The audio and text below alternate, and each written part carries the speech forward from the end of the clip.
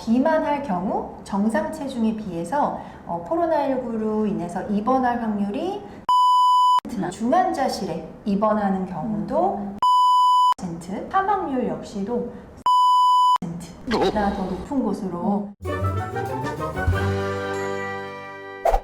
안녕하세요. 차원 슬리밍 클리닉 서은경 교수. 오늘 서은경 교수님과 함께할 진행자 하유란입니다. 네. 얼마 전에 제가 친구들하고 메신저로 안부를 나누다가 좀 무서운 얘기를 들었어요. 네, 제가 친구들한테 집에만 있었더니 좀 살이 불어나는 것 같아서 걱정이다라고 했더니 친구들이 살이 찌면 면역력이 좀 더 떨어지니까 코로나에 잘 걸린다고 하더라고요. 네. 이거 진짜 사실인가요? 네, 맞는 얘기고요. 우리가 이제 비만인 경우에는 정상 체중인에 비해서 면역력이 떨어지고 그리고 코로나19에 걸릴 확률이 더 높다라고 말씀드릴 수 있겠습니다. 비만하다의 기준, 정확한 기준이 뭘까요?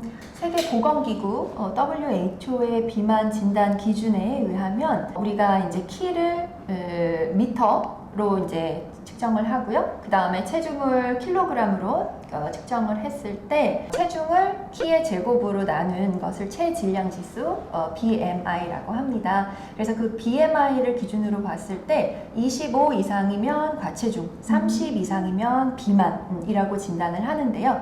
여기서 이제 한국인들은 아시아 태평양 기준 비만 기준을 따릅니다. 그에 따르면 이제 과체중은 23, 그 다음에 비만은 25, 체질량 지수가 5 이상일 때 진단 기준으로 삼고 있습니다. 그러면 교수님, 도대체 비만하면 면역력이 왜 떨어지는 걸까요? 비만한 사람들의 지방세포들은 이렇게 비대해져요. 이렇게 뚱뚱해져요. 그러니까 서로 굉장히 좁은 공간에서 옹기종기 이렇게 막 이렇게 풍선이 이렇게 점점 커진다고 생각하시면 돼요. 그러면은 그렇게 되면은 비대해지면 여기에 이제 혈액 공급도 돼야 되고 산소 공급도 돼야 되잖아요. 네. 세포가 살려면. 근데 그런 게 떨어지는 거죠. 그래서 이제 저산소, 국소적인 저산소증, 그 다음에 괴사 이런 부분들이 일어나게 되는데 그러면 일종의 이제 면역 세포들이 이제 대식 세포, 얘네들은 이제 소위 말하는 청소 세포예요. 그래서 대식 세포들이 몰려들게 되는데 이제 그 과정에서 비만한 사람의 지방세포 그리고 이제 대식 세포들에서 염증 매개 물질인 사이토카인이라는 물질들이 많이 과다하게 만들어져요. 그렇게 되면 우리 그 국소적인 부위에 염증 경향성이 높아지고 결론적으로는 내 몸 안에 염증 경향성이 더 늘어나서 결국은 면역력이 이제 저하될 수 있는 것이죠. 그리고 또 이제 우리 혈관 안쪽에 내피라고 하는 혈관 내막이 있는데 여기에 또 대식 세포들이 이제 존재하게 되는데 이 대식 세포들이 여기에 존재하는 이제 LDL 콜레스테롤 입자들을 마구마구 먹어치우게 돼요. 그러면은 걔네들도 이제 분할을 해서 이제 영어로는 폼셀이라고 하고 한국말로는 거품 세포라고 하는데 그러한 세포로 분할을 하게 돼요. 그러면 얘네들도 점점점 덩치가 커져서 결국에는 팽창이 돼서 뻥 하고 터지게 되겠죠. 그럼 그 안에 있는 산화된 물질, 산화 물질들과 지방질이 이제 혈관 내피 안에 노출이 되면서 걔네들이 점점 쌓이고 그러면 이 안쪽에 이제 내막이 두꺼워지겠죠. 결국 죽상동맥경화증, 동맥경화증, 우리가 보통 동맥경화증이라고 하는 그런 상황이 벌어지게 됩니다. 그러면은 결국은 이제 비만 자체가 동맥경화증, 그 다음에 또 이어서 심혈관 질환, 대사증후군, 당뇨, 고지혈증 이러한 여러 가지 우리의 면역력을 떨어뜨릴 수 있는 신체의 상태로 질병으로 이완될 수가 있기 때문에 우리가 비만한 경우에는 면역력이 떨어진다라고 얘기를 할 수가 있어요. 결과적으로 비만하면 코로나19 바이러스에 걸릴 확률도 높아지는 건가요? 네, 그렇습니다. 연구에 의하면요, 코로나 바이러스의 독립적인 위험 인자들이 있습니다.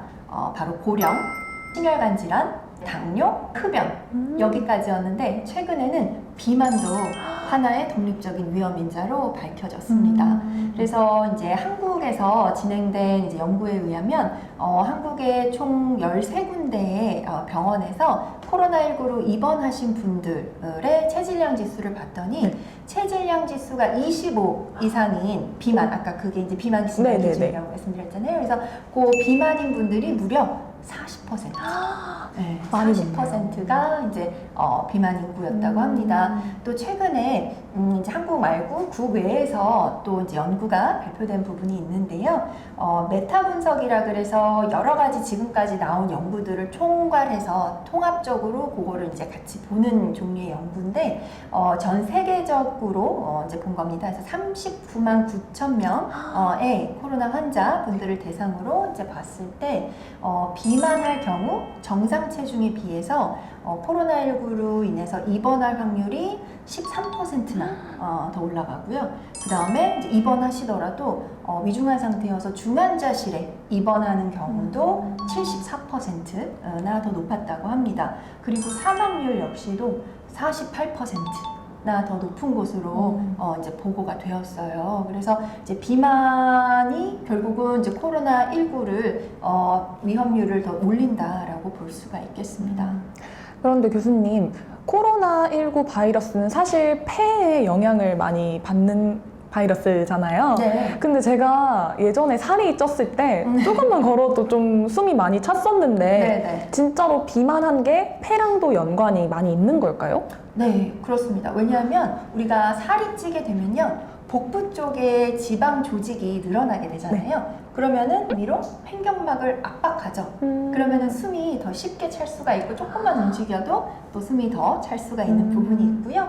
그리고 또 흉곽, 이 아래쪽의 근육이 또 폐를 압박하게 돼서 결국은 이제 폐 속에 공기가 잘 흐름이 순환이 잘 되어야 되는데 그 흐름 순환 자체가 이제 떨어지게 돼서 폐 기능이 저하가 되고 그렇게 되면 각종 염증, 감염에 취약하게 되는 상황이 되는 겁니다. 네, 교수님, 그러면 진짜 당장 살부터 좀 빼러 가야 될 것 같아요. 만약에 이제 이 방송을 보시고 어떻게 나 살부터 빼야겠다 진짜 그러면서 막 무리하게 다이어트를 굶고 이제 이런 식으로 네네네. 다이어트를 하게 되면 오히려 또 영양학적으로 면역력에 중요한 여러 가지 이제 비타민, 무기질 이런 부분들이 불균형이 나타날 수가 있어요. 그러면 오히려 우리가 이제 살을 빼는 것이 면역력을 좋게 하려고 하는 건데 너무 갑작스럽게 또 그런 급격한 다이어트를 하면은 또 이제 면역력이 오히려 또 떨어질 수가 있기 때문에 주의가 필요하겠습니다. 특별히 이제 또 당뇨를 앓고 계신 분들 중에 이제 혈당이 조절되지 않는 경우에는 코로나19 바이러스에 더 취약해져서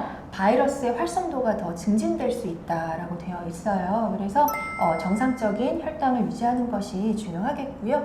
그 다음에 이제 콜레스테롤이 높아서 이제 고지혈증 약 중에 특히 이제 스타틴 계열 약들을 많이 드시고 계실 거예요. 그쵸. 그래서 이제 그런 약을 드시고 계신 분들 중에서도 그 약 자체가 가지고 있는 항염증 기능이 있고요. 그리고 또 심혈관 질환을 예방해주는 예방 효과가 있기 때문에 당장 어떤 내가 증상이 없다라고 해서 약을 중단하기보다는 혹은 이제 소홀히 복용하기보다는 이제 철저하게 같이 내가 가지고 있는 동반 질환을 잘 관리하고 정상적인 대사 지표들을 유지할 수 있도록 노력하는 것이 정말로 중요하겠습니다. 네, 오늘은 서은경 교수님과 함께 비만과 면역력에 대해서 알아보았습니다. 다음 시간에는 어떤 말씀 해주실 건가요? 네, 다음 시간에는 올바른 다이어트 방법에 대해서 알아보도록 하겠습니다. 올바른 다이어트 방법 궁금하신 분들 구독과 좋아요. 부탁드릴게요. 알람 설정까지.